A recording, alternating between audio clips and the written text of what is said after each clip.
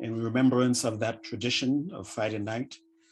That's what we will do. And something will spontaneously happen. And if you have questions, it could be any question. It doesn't mean I'll have the answer, but you can ask the question anyway. Okay.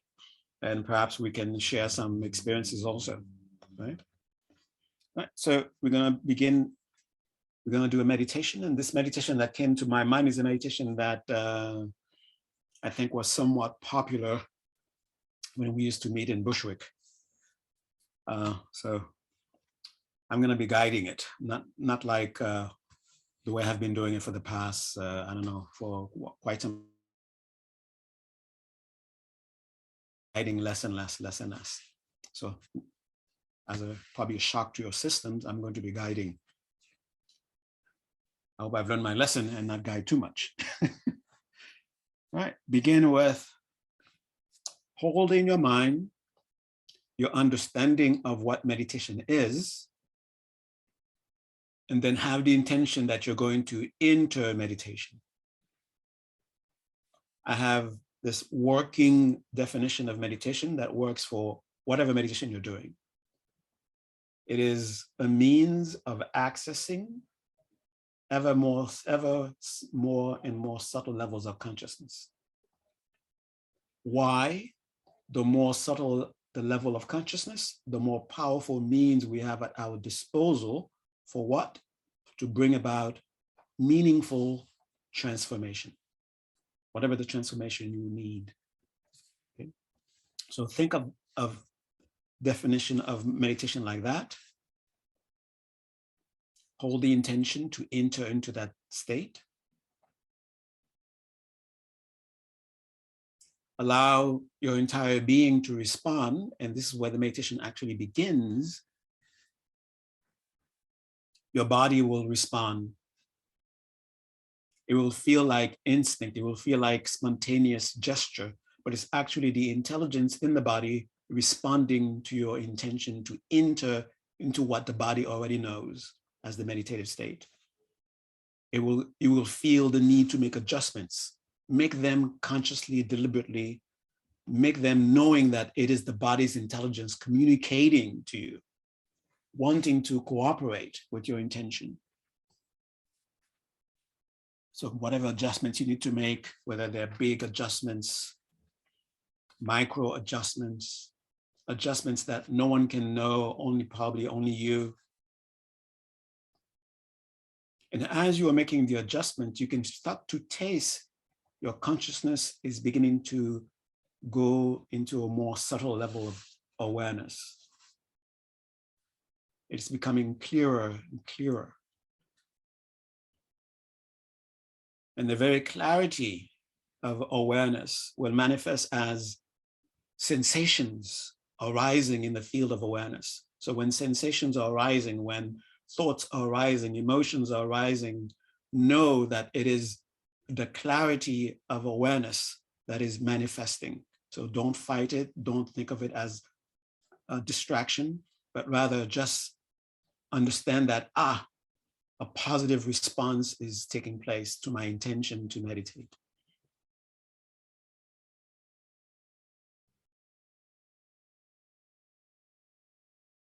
The meditative state will begin to dawn in your perception, in your experience.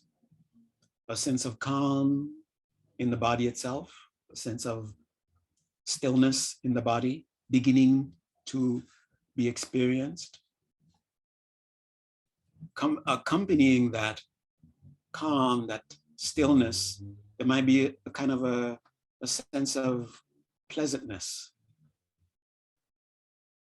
Be aware of them. Welcome them in the body, physically, energetically,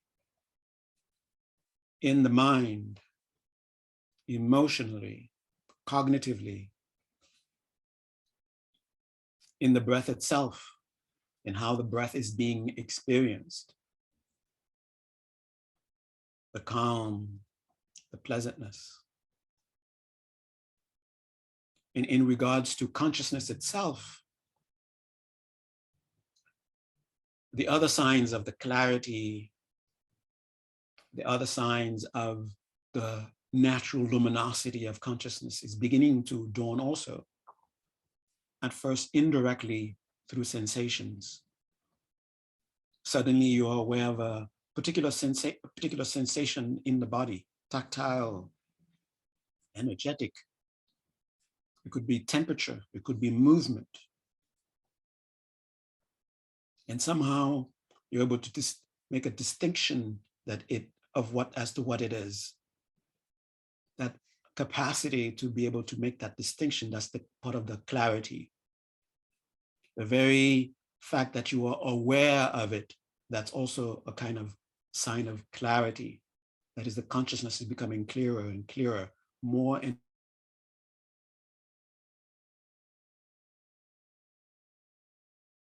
and these sensations have a particular sense of presence-ness to them, presentness, a particular degree of vividness to them, a particular degree of aliveness to them. That's the signs of the natural luminosity, the natural radiance of consciousness, of awareness dawning. And because of the clarity, because of the natural luminosity, thoughts will have a particular crispiness to them.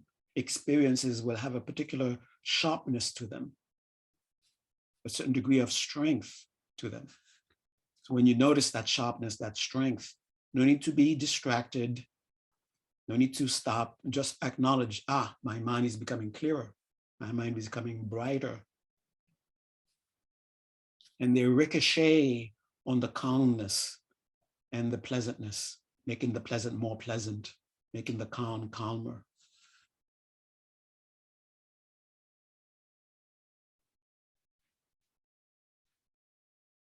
Notice the tensions. Either you're becoming aware of them. There's tension in here and there, in my shoulder, in my hip. At first, just acknowledge that's, my mind has become clearer. It has made it possible for me to be aware of what I wasn't aware a moment ago. Now I'm aware of it. There is tension in my shoulder. And you can just have the intention to just let go of the tension and witness it sort of melt. And as the tensions melt, notice the clarity becoming clearer, the radiance becoming more radiant, the pleasantness becoming more pleasant, the stillness becoming more still in the body, physically, energetically. And also, of course, in the mind.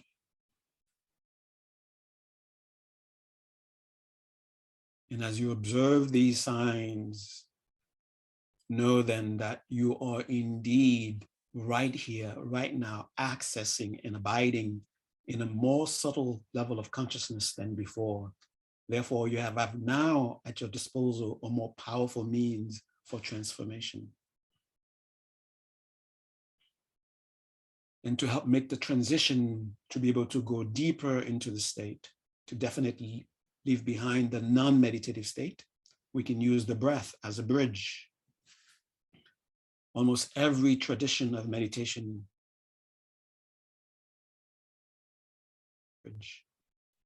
So deliberately become aware of the breath as you breathe in, as you breathe out, without the need, without any intention to control the breath in any way. Just observing the breath. Notice the signs in the breath itself.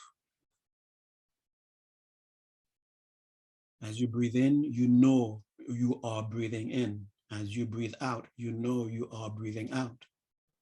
While you know you are breathing in and breathing out, you may be aware, there's that thought, there's that emotion, there's that feeling, there's that memory. And let them go. Don't push anything away. Don't hold on to anything. And keep witnessing yourself accessing, abiding in ever more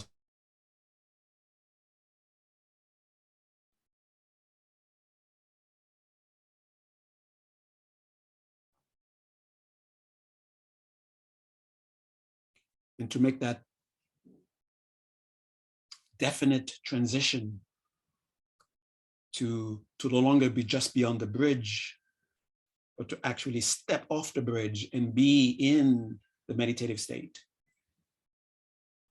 You can take either a full breath consciously, breathing in deeply as you can, as comfortably as you can, and breathing out as comfortably as you can, as fully as you can, and let yourself go into that state as you breathe out. You could either do 1 breath or 3 breaths.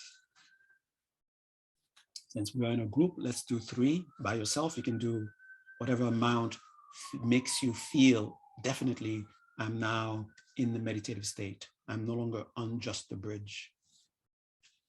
So you can breathe in through the mouth, out the nose, breathe in through the nose, out the mouth, or breathe in and out of the mouth or the nose, whichever makes you feel that you are being given access to be able to jump off the bridge, that is, step off the bridge into the meditative state. So together, the first breath, inhale and exhale.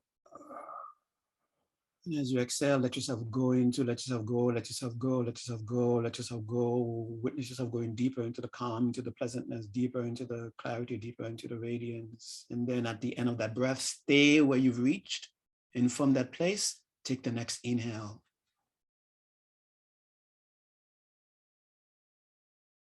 And again, drop, let go, let go, let go. Notice the calm getting calmer, the pleasantness becoming more pleasant. And reach the end of that out exhalation. Now stay in that and then breathe in for the 3rd.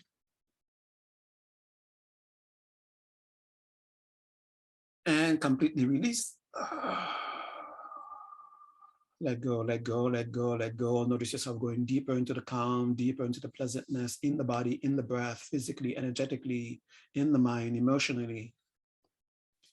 And notice a certain depth that you've reached and try to stay in that depth by deliberately, consciously being aware of, here is the calm in the body. Here is the pleasantness in the breath, in the mind, energetically. Here is clarity. There's that inner sensation that just came up. How vivid it appears, how present it appears. That's the luminosity. That's the natural radiance. Keep being aware of them and notice how the mind is naturally collecting itself. So you don't have to force the mind to focus. It naturally collects itself. And not try to force the mind to do anything.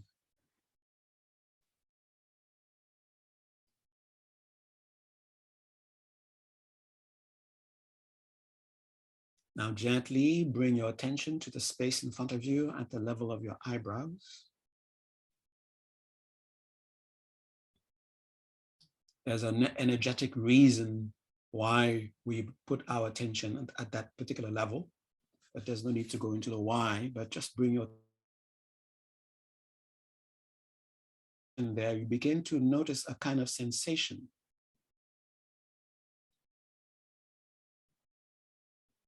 No matter how the sensation is felt, whether it seems physical, physiological, energetic, whether it feels like temperature, pulse, whatever it feels like, just stay aware of it.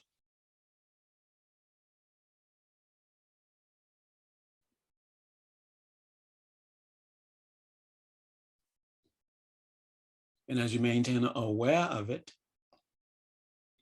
you may begin to just to be able to help the mind collect at that point for whatever benefit collecting the mind at that point will bring. So begin to think about, just while you feel that sensation,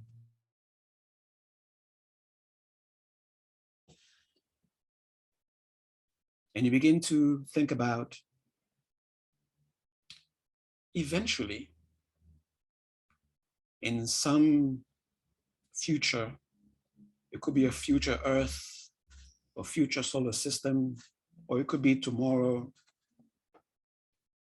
I will have arrived at a time when I will have achieved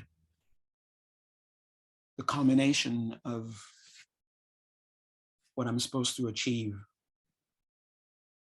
Whether there are states beyond it, that's not what we are concerned about. But whatever is within this continuum as we are,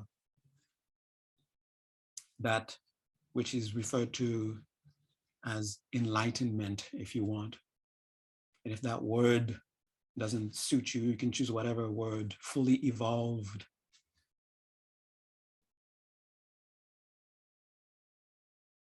There will come that time when it will happen. Maybe in this life or in some future next life, but it will happen. And begin to ask yourself, what did I do to have achieved that? What did I follow? What behavior did I observe? What train of thought did I follow that eventually resulted in this awakening?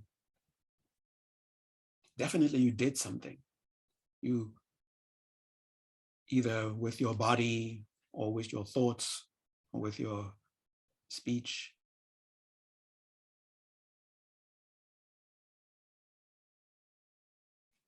And again, think about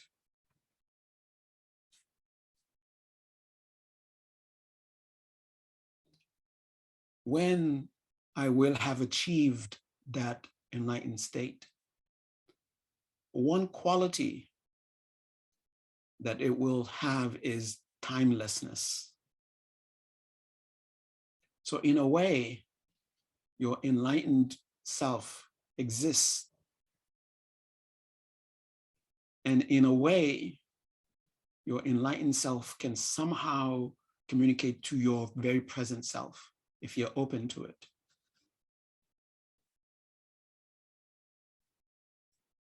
And you think about things that are going on in your life right now that you feel that your enlightened self will be the best guide for what's going on.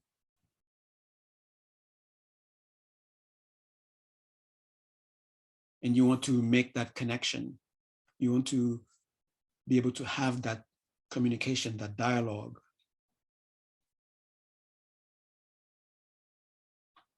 And you're wishing for that gets stronger and stronger and stronger. And the sensation that you feel at the point between the eyebrows gets stronger and stronger and stronger. So it correlates with the strength of your aspiration. And eventually, the strength of your aspiration begins to do something that is almost impossible. In space. And you can actually begin to see it and feel it in that space in front of you at the level of your eyebrows. A tiny point, a tiny aperture, the size of the pin, the head of the pin. And your aspirations get stronger. The sensations get stronger. And as it gets stronger, then the aperture, that tiny point, begins to expand. And there's this extreme brilliant light somehow coming through it. And as it expands, your aspiration gets stronger. The sensation gets stronger. and you're very curious as to what is, and it's a very interesting brilliance. It's a brilliance that doesn't have heat in the sense of burning, but rather it just has warmth. And the aperture expands, expands, expands until it becomes the size of a person. And you see what you instantly recognize as extremely familiar to you. The most beautiful expression of you, your enlightened self, shining brilliantly with all the beautiful qualities. It is the love, the compassion, the wisdom that is so brilliant. It is so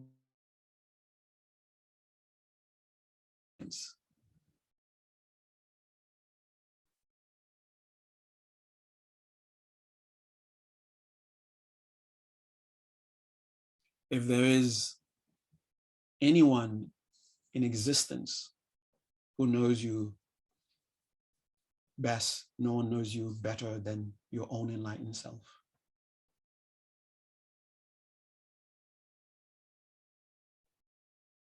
In the same way you find this incredibly brilliant presence, very alluring, very beautiful to behold, it finds you beautiful to behold because it is because of you that it exists.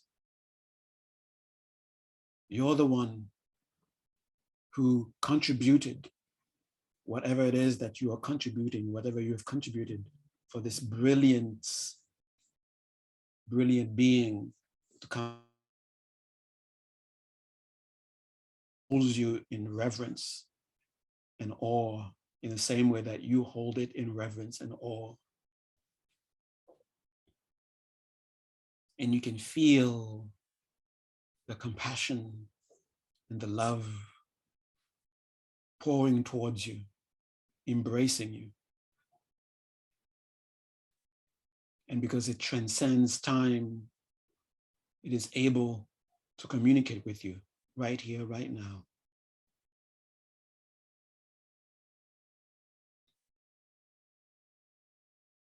This is what you sense when you saw and heard of certain personalities that attracted you to them. It was this that you were sensing, this presence, this possibility. It is this that you for. Now that you are in this presence, now express this, let your sense of natural reverence, let it pour through you. Let it radiate through you the same way the compassion, the love, and all the beautiful qualities are physically radiating from your enlightened self. Let your reverence radiate. Let your sense of trust radiate. Who can you trust more than your own enlightened self? You have complete trust. Feel that sense of complete trust. This is the one that you sense that you could trust, as if this is the one trust was.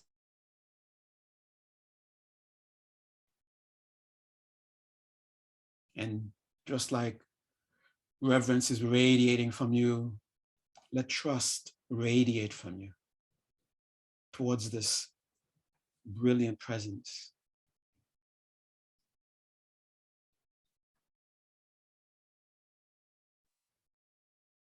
And because indeed it applied, it walked the path that you sensed that you wanted to walk, and because you walked it. And there it is. It is showing you the outcome of your beautiful work. You feel gratitude, and let the gratitude radiate from you, just like the reverence, just like the trust.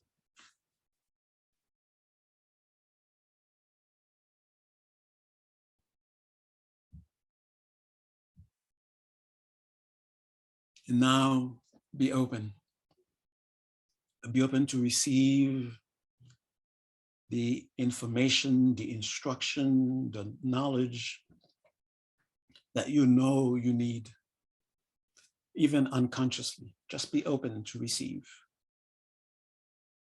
Have that sense of openness and ready to receive, and hold on to that and see yourself, feel yourself receiving. What is it that you need for now, for tomorrow, all the way until you become this incredible, beautiful being?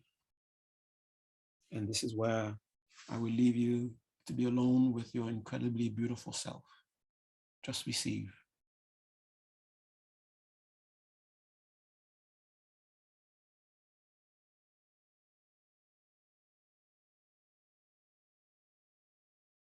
And if you feel like reciting a mantra or something that will help that line of communication, that line of receiving, then you can recite the mantra if you want.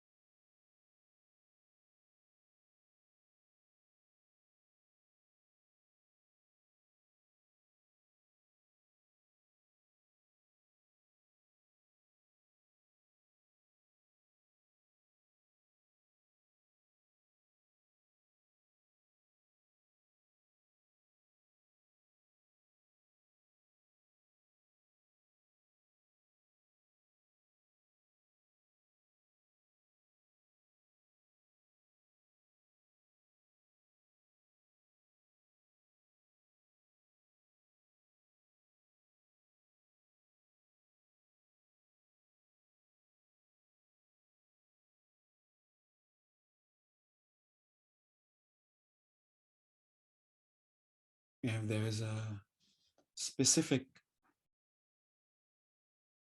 situation going on in your life that you need this guidance from such a profound place, have a dialogue in whatever way feels real to you, and have a sense that you are indeed being heard and you are indeed being responded to. I've had this problem that's been coming up all my life, and I would love to know what's going on. I would love to know how to resolve it. And I'm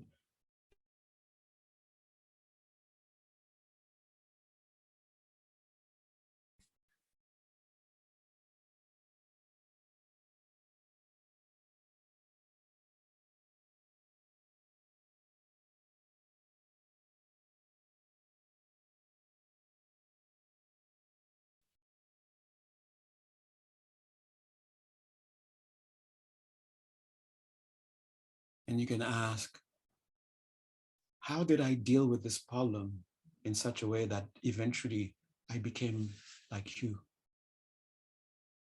Please show me.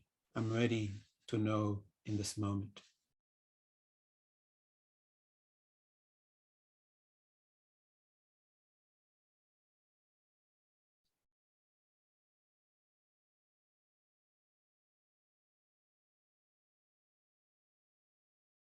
And keeping that sense of openness, that trust, gratitude, and in addition to the gratitude of what you are being shown and what will happen, but also gratitude emerging from the conviction. My questions are being dealt with. My questions are being addressed. And have gratitude for that. My concerns are being addressed and attended to.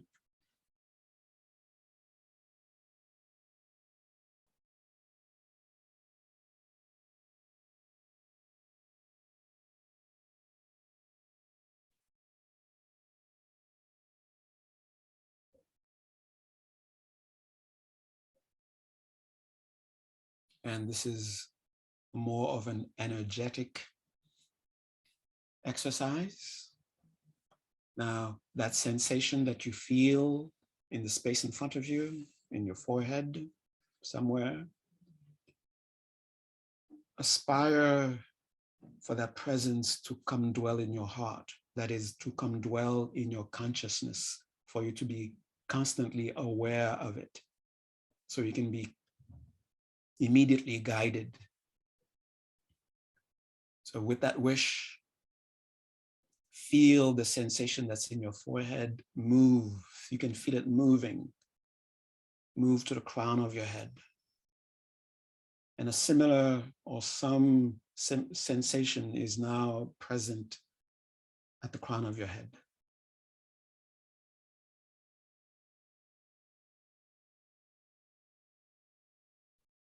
See it as radiating brilliantly. That same warmth of compassion, that same warmth of love and wisdom being so potent that they're radiating physical light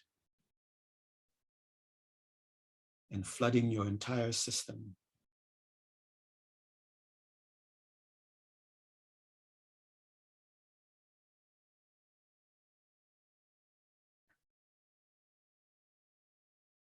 And if you can, some people are able to a certain extent, some people are able to do to the full. That brilliant presence, now see it as this tiny spark, and yet having the same brilliance, slowly descending. And see if you can follow, if you can sense the sensation that you felt at the crown, that sensation slowly descending. Keep relaxing so you can feel it.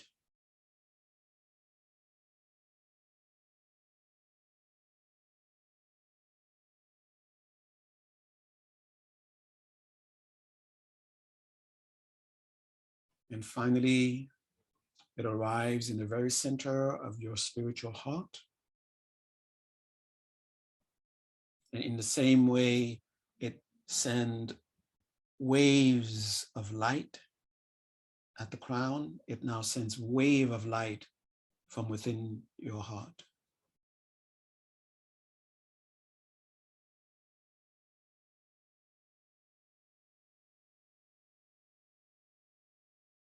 Find that measure of conviction that dwells in, it is done. My concerns are addressed and resolved. Dwell in that. It may come and go, come and go. When it goes, just look for it. Once it's there, just hold it. Not grasp onto it, but just be present with it. And when it disappears, again, have a sense of look for it. Like listening to a faint sound and then hearing it and just keep hearing it.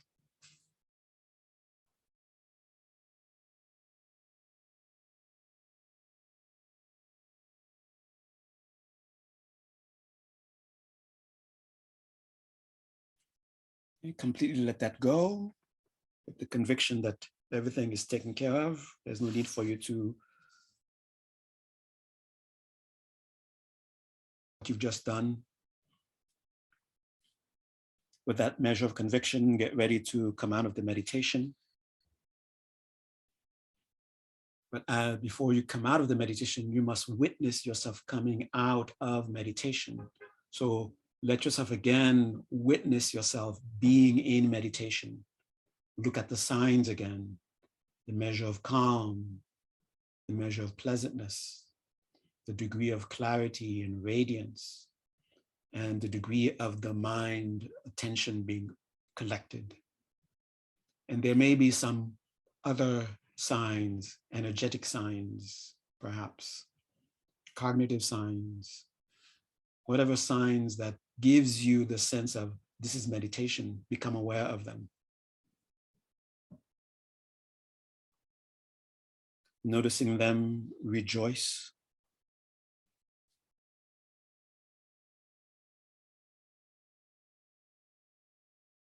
And now there's a definite state called meditation that you are definitely coming out of. Even if you're aware of your immediate surroundings, you are aware of them with that meditative state. And if you allow yourself, you will come to know the difference as you're in it right now and when you come out of it.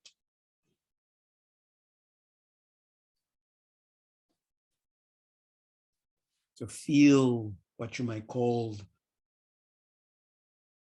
the summary of the experience, the synthetic sensation of being in meditation, your own signature of meditation, of being in meditation.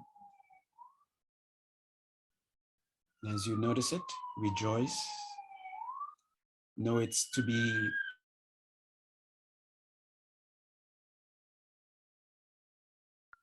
and dedicated, directed with your intention, what you want that potential to potentiate.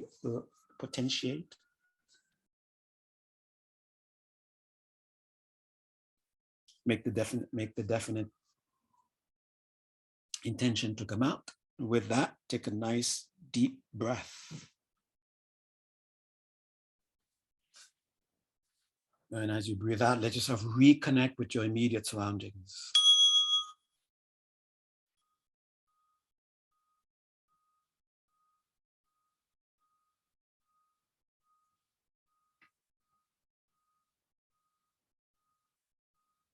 And deliberately reconnect with your body, reconnect with your breath, deliberately the physical, deliberately reconnect with your environment, the lights.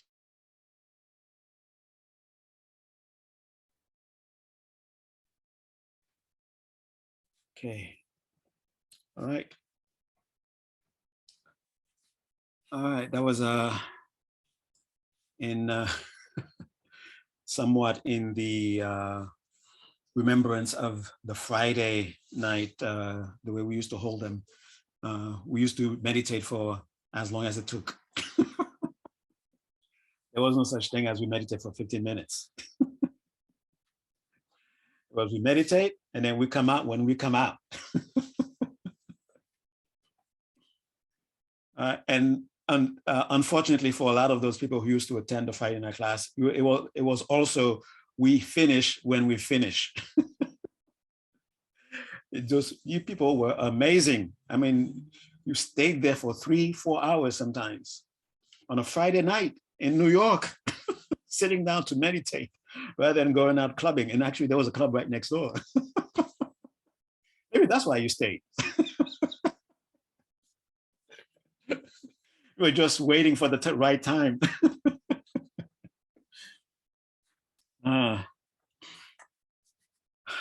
So spontaneous talk. So this came to my mind as I was meditating, and I said, okay, I'll talk about that. And I promise it will be short. And I'll leave time for you to ask questions, okay, if you want. And what I want to talk about is something that it's interesting how,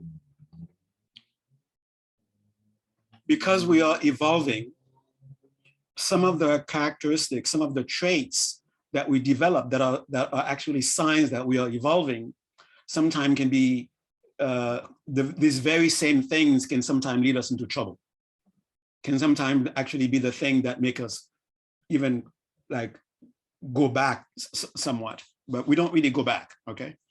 There's no such thing. You evolve, you continue to evolve. You might stagnate, but you don't really go back, okay?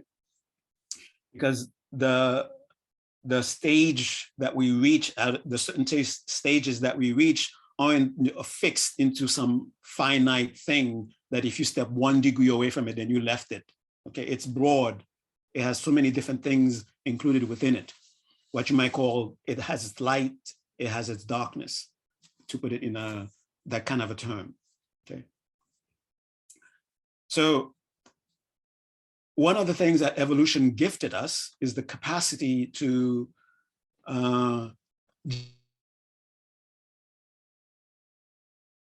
who has time, especially if we're evolving from an environment that is very hostile, to look at every single detail each time you encounter it, to be able to make a decision. So evolution gave us the capacity to generalize so that we can, for the most part, avoid danger. Imagine you're trying to solve something, because trying to look at all the details, and before you even get halfway, you're eaten, okay? So evolution gifted us this ability to generalize so that we don't get stuck like that, okay? But this is a beautiful thing, but at the same time, we misuse it. And we misuse it in ways that we're not even aware of how we are contradicting ourselves sometimes.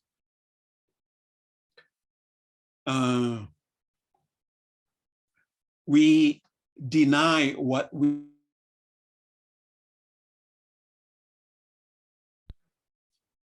and we try to come up with absolutes. We try to come up with absolutes in terms of this is what this is, and this is what it's always been, this is what it will always be.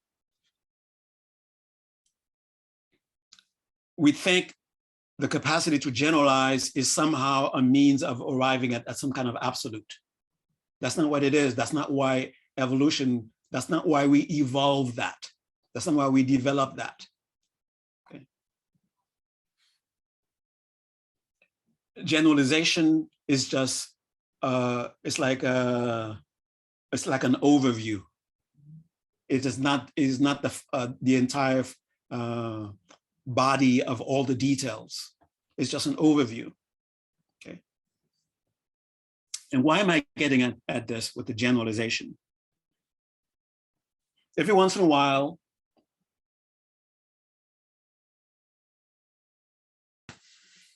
human beings are all messed up now.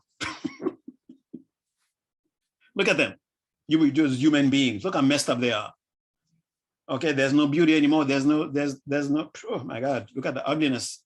And we generalize, we say, that's it. All human beings are ugly. All human beings are cruel. All human beings are hopeless.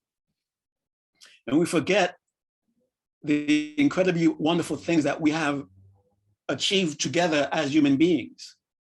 And the wonderful thing about this, if we really look at it, no specific group of cultures, no specific group of people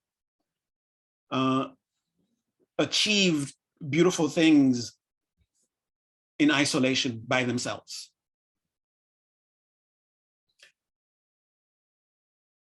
It's always been in cooperation. It's always been in cooperation.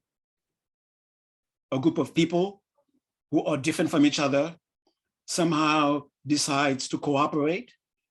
And because they are cooperating, they're able to produce incredibly beautiful things that humanity can lay claim to. Look what we have done. Look at this beautiful thing that we have done.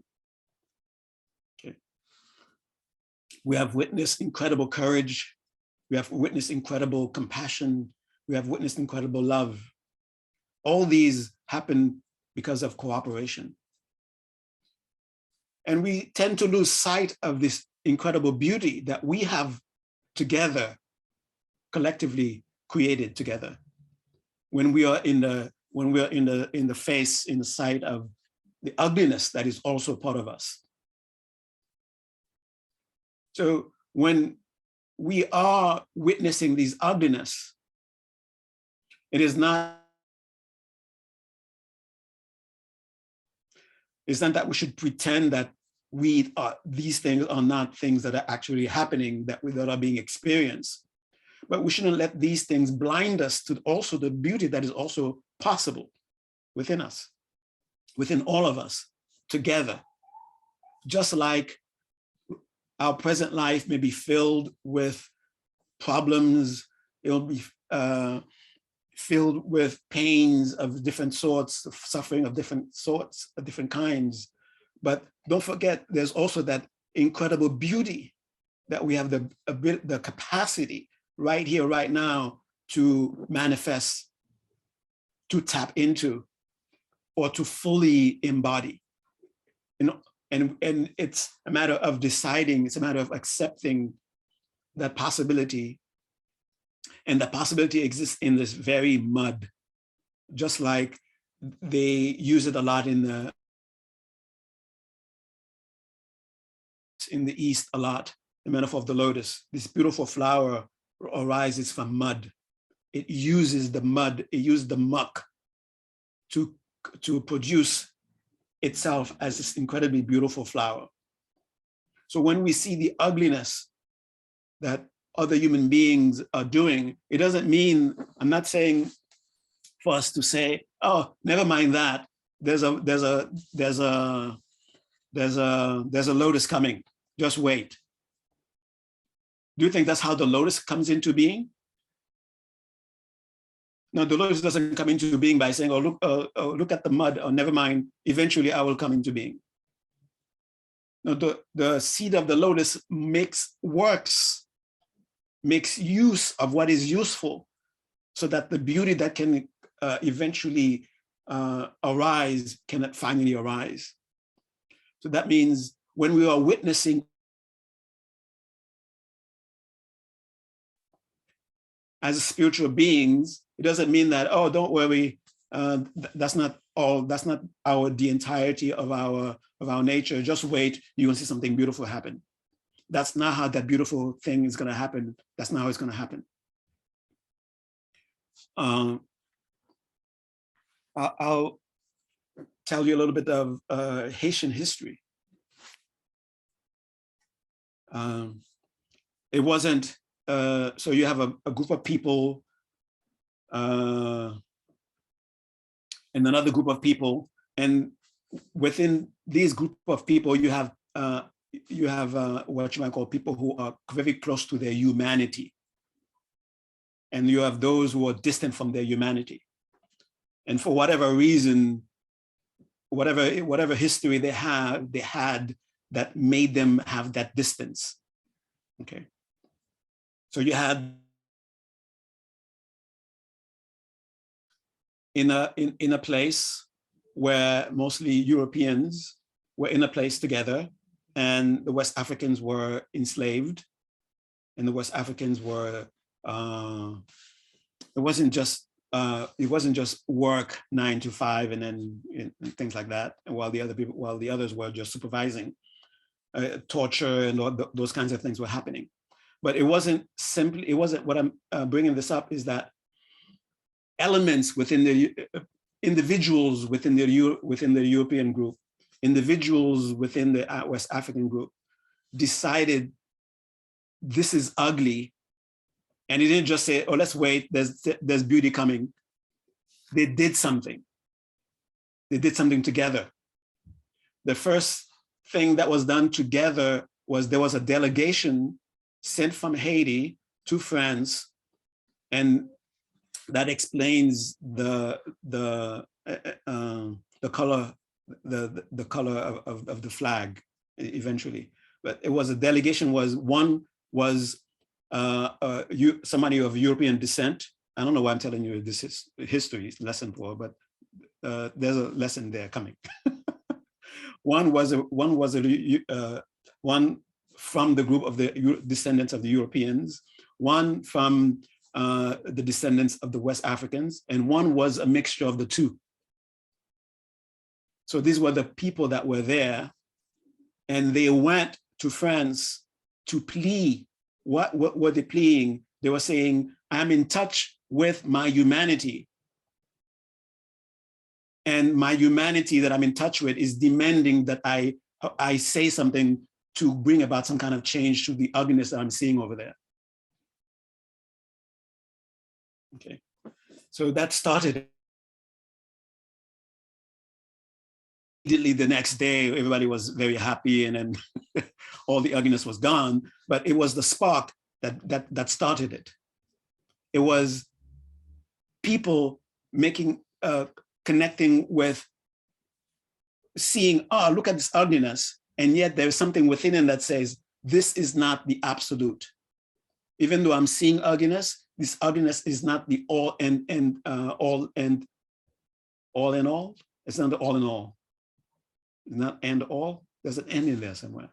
It's not all and all and all, and all and all. What? The all and be all. Oh, okay, that one.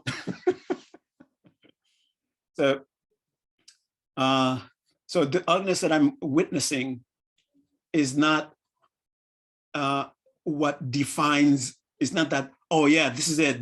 We have finally arrived at who we are. This ugliness, this is who we are. Let's just accept it. No, there was something within them, even though that's what they were witnessing, but something deeper within them telling them, no, that's not it. This is not the flowering of humanity. This is not what, when humanity flowers, this is not what becomes what becomes. And they trusted that. And because they trusted that, they acted from that trust. And because they acted from that trust, then you have now an independent country. And suppose that ugliness is gone, and now we have other ugliness. The thing to remember is when that spark within you is lit, when that spark within you is ignited, telling you, don't trust the ugliness that you see as defining who you are, as defining what humanity is. Because that kind of, if we allow that to take place, we will develop despair, we will become very discouraged. And it is the kind of thing that even if though you're on the spiritual path, you're no longer seeking to connect because you think connection, the very existence of connection is painful because it's connecting you to ugliness. So you want to withdraw. Okay. But unfortunately, there is no withdrawing.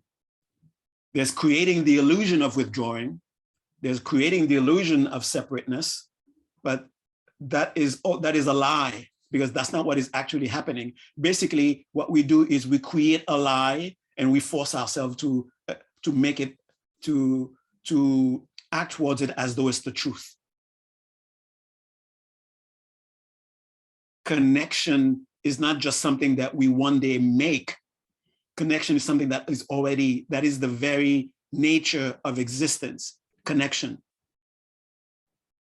And when we acknowledge that, when we live in that acknowledgement, then we are able to bring about the beauty that is also possible.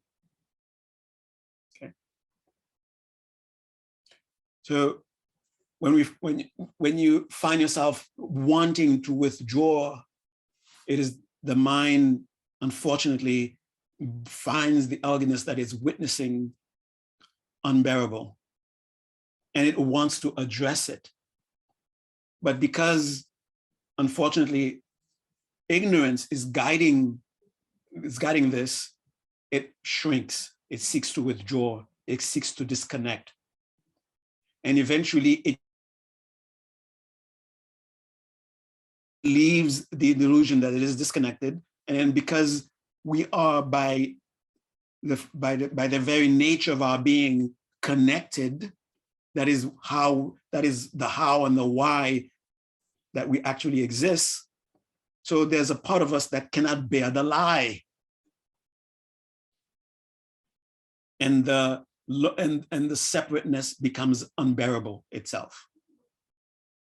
And we have somewhat of a confusion going on. It seemed like it was the wise thing to create disconnect, to disconnect, so that I don't have to be experiencing this ugliness. I don't have to be experiencing this pain, this suffering. But the action that I took of separating myself actually is making this even worse.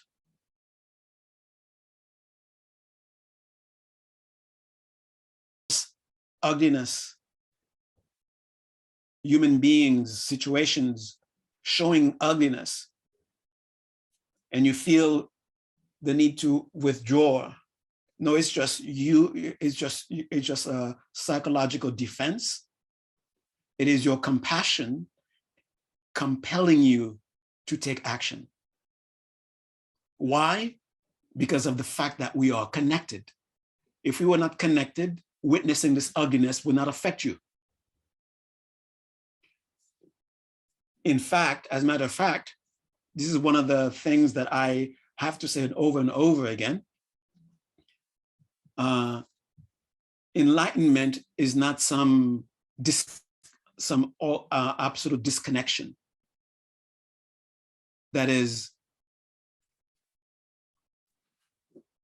an enlightened being is not someone who somehow that's going on in the world, in the universe. They live in their blissful paradises and they cannot relate with our suffering. These kinds of beings, if they exist, they are useless to us. Okay. And they're lying to themselves. They've completely somehow cemented their lie. This is something that when I was very confused about this, and I asked my teacher about that, and my teacher answered my question by saying, the Buddhas see the cows. Okay. That was his answer. The Buddhas see the cows. Okay. So it's not so much, the transformation is not so much somehow we magically send something to the world and then the world transforms and then we find no longer retreating, seeking isolation, seeking to be separated from what seems to be causing us pain, but rather we go towards it to address it. And when we go towards it to address it, we transform how we are able to react towards it. And because of connection, we are also eventually transforming its appearance. And that may sound to be like very new agey kind of thing. Okay, there's a war going on in Yemen. Oh, I'm not talking about the Ukraine one. Sorry. Yeah, there's that one too. There's, these atrocities taking place all over the world. It's not that, oh, okay, now let's think good thoughts and we'll wake up and you will see, oh, see, it's transformed. I did a good job. respond to that part of you that says that's ugly, because it is ugly. Now let your compassion guide you as to what you need to do, what behavior you need to take, how you need to communicate with others, so that you're not dragged into further suffering. And because of that, you're able to somehow transform exactly what you, the appearance that you are witnessing. There was the appearance once of a piece of land where it seemed definitely there were a group of people causing lots of suffering to another group of people. That appearance is gone now because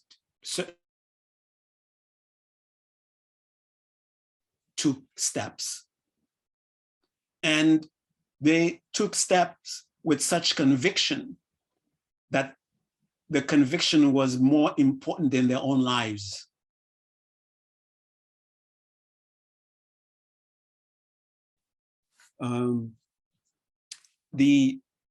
Here in the United States, and I know there are people trying to go into, it's not just in the United States, but it seems to be global. People are definitely trying to isolate themselves into specific groups, that misusing that generalization again, going into separate groups, and then distorting reality to fit their false narratives. I'm not pointing to any specific persons. I'm talking about us in general. We do it even unknowingly sometimes, where this disease that is going on in the world, where people are separating themselves, they're forgetting that we are all just human beings trying to be content. No one is more deserving of it than another. We all have the potential to be ugly, just like we all have the potential to be beautiful. And when this group is remembering some wonderful thing that happened to them, they forget that some elements in that group also participate in that beauty that they're experiencing, and vice versa. Okay, it's humans recognizing that they're just human beings and coming together, and that's when we create this incredibly beautiful, beautiful things that we create as human beings.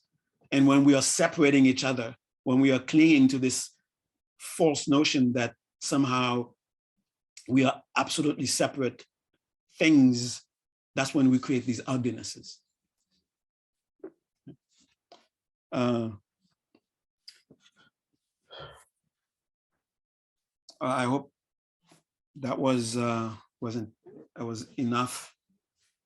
And if it causes you to have any questions, you can ask questions. If you have some other questions that has nothing to do with what I was talking about, you can ask the questions also, right? So don't be despair when you're seeing all the ugliness that's going on, okay? Remember your enlightened potential, and let that help guide you to help others recognize their enlightened potential also. That is, recognize your innate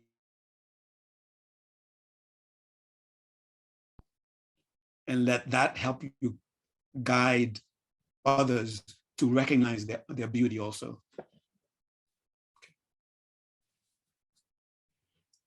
Okay. Right, the floor is open.